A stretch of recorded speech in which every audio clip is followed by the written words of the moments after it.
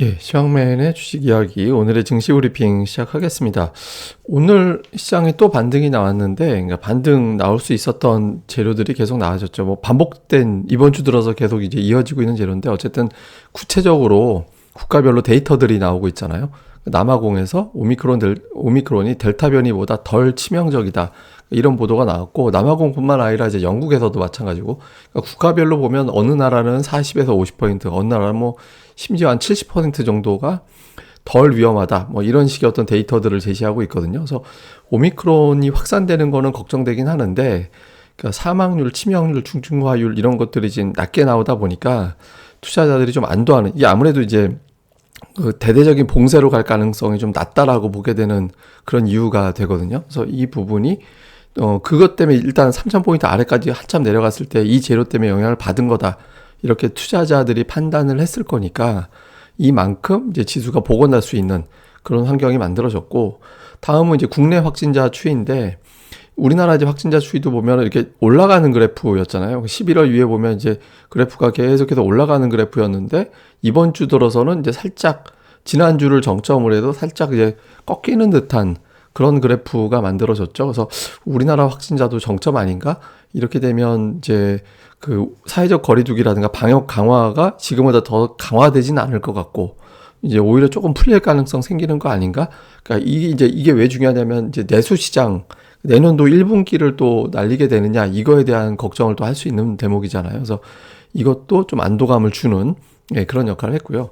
그 다음에는 이제 미국에서 반도체주가 강세를 보이다 보니까, 우리나라에서 오늘 뭐 삼성전자, 하이닉스가 올라가지 못했고 코스닥에서 반도체주가 올라가지는 못했습니다만은, 어쨌든 반도체주가 굉장히 강하게 올라가면 오늘 아니더라도 다음 주에도 삼성전자, 하이닉스가 또 올라가겠지, 이런 기대감을 갖게 되고, 그런 기대감은 두 종목이 못 올라가도 다른 종목이 올라갈 수 있는 분위기를 만들어 주거든요. 그래서 뭐 오늘 이제 마이크론 테크놀로지 같은 경우는 목표 주가 165달러짜리 보도도 나왔거든요. 뭐 추가적으로 한 70% 정도 더 올라갈 수 있다, 그러니까 이런 어떤 이제 보고서가 또 나왔는데, 어쨌든 이런 것들이 계속 부각이 되면서 최고치하고 별 차이 없는 한 2달러 근처까지 올라왔죠. 근데 우리가 여기서 당장 궁금한 게, 근데 왜 하이닉스는 이만큼 못 올라가지? 이렇게 이제 신경 쓸 수도 있잖아요. 근데 마이크론 테크놀로지하고 하이닉스하고 위상이 다르죠. 하이닉스는 시가총액 2위 종목이고, 미국에서 마이크론 테크놀로지는 87위, 오늘 기준으로. 시가총액은 마이크론 테크놀로지가 우리나라 돈으로 한 120조 원 정도 되고요. 하이닉스는 지금 100조 원이 안 되죠. 근데 어쨌든 순위 자체만 놓고 보면 시가총액 1, 2위 종목은 선물 옵션 이런 거에 또 영향을 받기 때문에 아무래도 좀 무거워질 수밖에 없거든요. 그러니까 양국 국가에서 차지하는 증시에서 어떤 위상이 다르다 보니까 이제 마이크론 테크놀로지가 올라갈 때 조금 더 세게 올라가는, 그런 경향이 좀 있었던 것 같습니다. 근데 어쨌든 오늘 우리 증시에 반도체주가 올라가진 못했지만 증시가 또 올라갈 수 있으니 다른 종목이 돌아가면서 순환매할 수 있는 그런 역할을 했다, 이 정도로 보면 되겠습니다. 그 다음에 이제 또 하나는, 오늘 위험자산 대부분 올랐잖아요.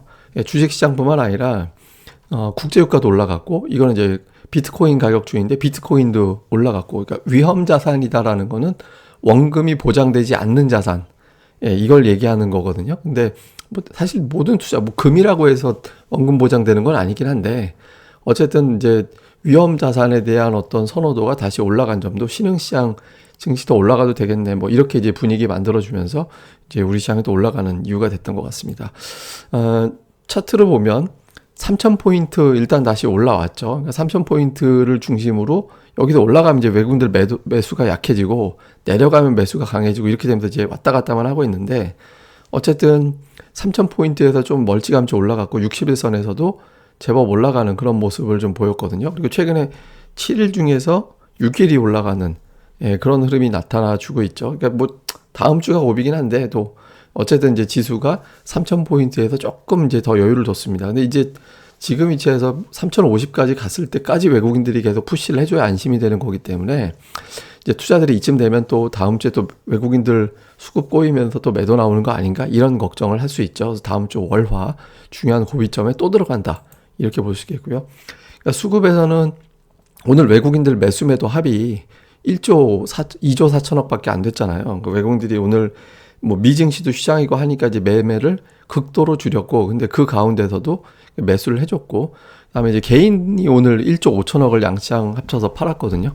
그러니까 개인들이 매도하고 기관들이 매수 들어오고. 근데 이제 기관이 금융 투자 들어오는 거는 이건 다음 주 수요일부터 다음 달 초반까지 계속 금융 투자 앞으로 매도만 할 거거든요. 그러니까 지금 들어오는 거는 뭐 금융 투자가 큰일 하겠지 이거보다는 원래 들어오는 거기 때문에 어차피 다음 달부터는 이제 다음 주 수요일 넘어가면 매도로 바뀌는 주체거든요. 근데 어쨌든 외국인들이 매수를 했다라는 점에서는 좀 다행스럽다. 그리고 이제 코스닥 쪽에서도 양주체가 다 매수한 거는 긍정적. 그리고 개인들이 많이 팔았는데 이건 제가 잠시 후에 설명드리겠습니다. 어쨌든 증시 수급은 웬만하면 지수가 올라가고 상승 종목이 많을 수밖에 없는 그런 구도 이렇게 보면 되겠습니다. 업종으로 보면 그 외국인들 같은 경우는 화학과 의약품을 팔았고, 다음에 전기전자 사고 운수장비 사고, 다음에 기관도 전기전자와 운수장비. 그러니까 오늘 순매수 상위가 전차였거든요. 그러니까 외국인들은 삼성전기 제일 많이 사고 자동차 그 다음이었고, 기관 같은 경우는 삼성전자 사고 또 자동차였고 요 순서대로였거든요. 그래서 전차 군단 쪽에 조금 공을 들이는 그런 모습이 나왔고, 그다음에 서비스 업종도 좀 매수가 들어왔고, 그다음에 코스닥 쪽에서는 외국인들 같은 경우는 제약 업종 좀 샀고, 그다음에 디지털 콘텐츠는 이거 게임주가 여기 들어가 있잖아요. 게임주 좀 매수를 한 게 특징이었고, IT 하드웨어 반도체는 이제 기관들 샀고, 이게 동진세미캠 최근에 매수가 좀 강하거든요. 그래서 그 영향을 좀 받았을 겁니다. 그리고 외국인 같은 경우는 이게 아침장에는 대량 매도로 잡혔다가 1시간 넘어가면서부터 매수로 쭉 들어온 거예요. 그러니까 실제로는 100억이지만 10시 이후로 치면 한 500억 정도 매수가 들어온 겁니다. 그래서 그 외국인 투자자들도 반도체를 골라서는 좀 담았다. 이렇게 볼 수 있겠습니다. 딱히 이렇게 많이 판 업종은 없죠. 예, 좀 그러니까 뭐 엔터도 사고 이제 게임도 사고 반도체도 사고 했는데 딱히 이렇게 대량으로 많이 판 업종은 눈에 확 띄거나 그러진 않았습니다. 이후에 이제 증시 포인트로 넘어가서 보면 그 지수하고 대형주 전부 다 저항대거든요. 그러니까 삼성전자 8만 원, 하이닉스 13만 원, 코스피 3,000, 코스닥 1,010 다 저항대 이제 넘어가 있거나 살짝 그 근처거나 그래요. 그래서 다음 주 월화에서 여기서 간격을 버릴 수 있느냐, 하던 대로 도로 밀릴 거냐, 외국인들한테 달려 있다라고 봐야겠죠. 근데 현실적으로 보면은 뭐 주말에 미증시가 휴장이기 때문에 대단한 호재가 나오지는 않을 것 같은데, 어쨌든 그 코로나 수치가 좀 안정화되는지 여부, 이게 이제 상당히 중요한 변수로 보면서 저항대에서 어떻게 움직일지 가늠이 될 것 같고요. 그 다음에 이제 물가하고 이제 공급망 이슈인데, 그 오미크론이 터지고 나서 걱정했던 게 이게 또 물가 자극하는 거 아니냐. 왜냐하면 주말에 이제 미국의 물가 지표가 좀 세게 나왔잖아요. 예상보다. 이제 그러면서 물가 문제, 근데 반면에 또 바이든은 공급망 문제 고비 넘겼다 이런 취지의 발언을 해서 이것도 안도감을 주면서 엇갈렸거든요. 근데 이제 이게 푸틴이 또 이제 유럽하고 좀 씨름하면서 천연가스 가격이 올라갔다가 바이든하고 정상회담 한다고 하면 또 급락했다가 이렇게 왔다 갔다 하잖아요. 요게 이슈로 올라오면 안 되거든요, 지금. 그러니까 물가하고 공급망 이슈가 지금같이 계속 수면 아래로 내려가 있는지 주말 사이에 요것도 좀 주목해 볼 필요가 있고요. 그 다음에 무엇보다 이제 수급인데, 오늘은 미증시 휴장이기 때문에 외국인들 매매가 되게 줄었잖아요. 사실 오늘 순매수가 늘어났다라기보다는 이제 매도가 좀 많이 줄어서 순매수로 잡힌 측면도 있거든요. 3,000 이상에서 좀 넉넉하게 올라가면 외국인들이 바뀌었기 때문에 다음 주에 어떻게 되는 거냐, 요게 좀 중요하겠죠. 그래서 매수 업종이 분산된 것까지는 되게 좋거든요. 그래서 요 흐름대로 좀 매매 규모만 좀 늘리면 이상적이다, 이렇게 봐야 되겠습니다. 그리고 오늘 올라간 업종, 차부품, 전기차, 게임주 일부, 요 정도가 강세를 보이는 업종이었거든요. 그러니까 어제 같은 경우는 이제 반도체 들어가 있었고, 근데 차부품이 자동차가 이틀 연속해서 들어온 게 특징이었죠. 그래서 매일매일 제가 올라가는 업종 중에서 대표적인 꼽아서 이렇게 올려드릴 건데, 하여튼 요 구도가 어떻게 돼가는지도 계속해서 점검해 보면서 다음 주에 오늘 여기 리스트에 없는, 예를 들어서 반도체가 다시 또 치고 들어올 건지, 아니면 차부품이 하나의 어떤 테마가 돼서 치고 나갈 건지, 요 구도도 한번 계속해서 챙겨보는 게 좋겠습니다. 자, 이제 시장으로 넘어와서 보면 그 다음 주 이후에 개인 투자자들의 매수가 예상이 되잖아요. 근데 이제 이번 달에 제가 특징적인 게 뭐냐면, 이번 달 들어서 개인이 거래소에서 6조 6천억을 팔고 코스닥에다 거의 1조 원 팔았거든요. 거의 7조 5천억 정도를 팔았어요, 양시장에서. 근데 이게 원래 이제 12월에 매도하긴 해요. 그러니까 역대 요 기준을 보면 개인 투자자들이 작년도를 빼놓고는 전부 다 12월에 이 기간 동안, 같은 기간 동안 다 매도로 잡혔었거든요. 근데 그런 걸 감안을 해도 올해 매도가 유난하게 세거든요. 그러니까 이게 이제 매도가 이제 매수 작업으로 돌변해 가지고 굉장히 세게 끌어갈 수도 있는 거고 시장 자체에 대한 어떤 외면일 수도 있는 거거든요.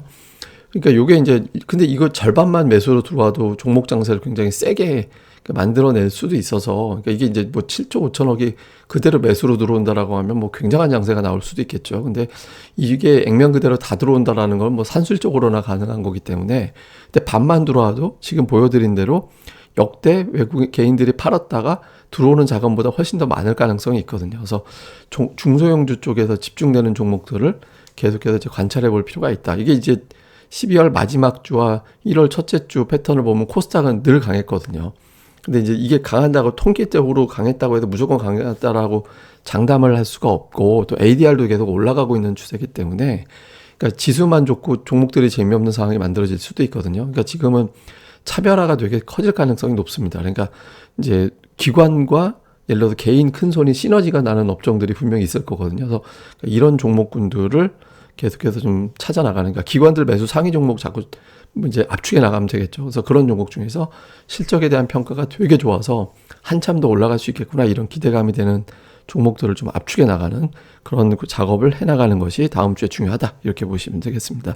뭐 구체적인 건 제가 또 주간 증시 전망대 시간에 내용들을 또 추려서 설명드리도록 하겠습니다. 예, 그럼 또 주말 잘 보내시고요. 저는 또 다음에 뵙겠습니다. 감사합니다.